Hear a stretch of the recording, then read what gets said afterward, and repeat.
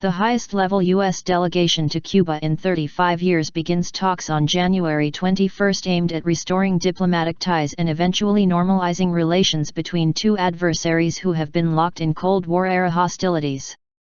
The 2 days of meetings are the first since U.S. President Barack Obama and Cuban President Raul Castro announced on December 17 they had reached a historic breakthrough after 18 months of secret negotiations. Obama has set the U.S. on a path toward removing economic sanctions and Washington's 53-year-old trade embargo against the communist-ruled island, telling Congress in his annual State of the Union address on Tuesday that we are ending a policy that was long past its expiration date. Talks will focus on immigration on Wednesday and turn to restoring diplomatic ties on Thursday. Both sides are also expected to outline longer-term goals.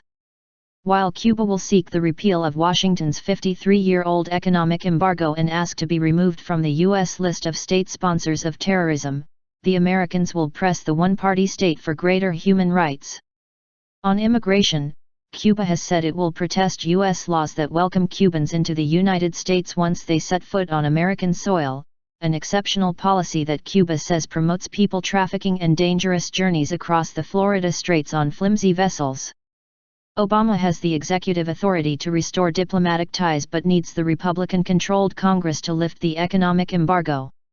A senior Cuban foreign ministry official on Tuesday drew a distinction between restoring diplomatic ties and the broader issue of normalizing relations. Cuba isn't normalizing relations with the United States.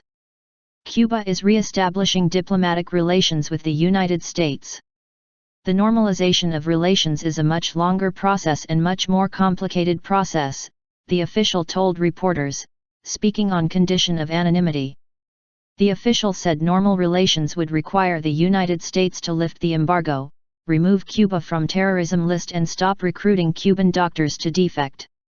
The U.S. delegation will be led by Roberta Jacobson, the top U.S. diplomat for Latin America and the first U.S. Assistant Secretary of State to visit Cuba in 38 years.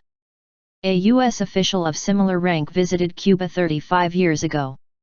The Cuban team will be led by Josefina Vidal, the Foreign Ministry's chief diplomat for U.S. affairs.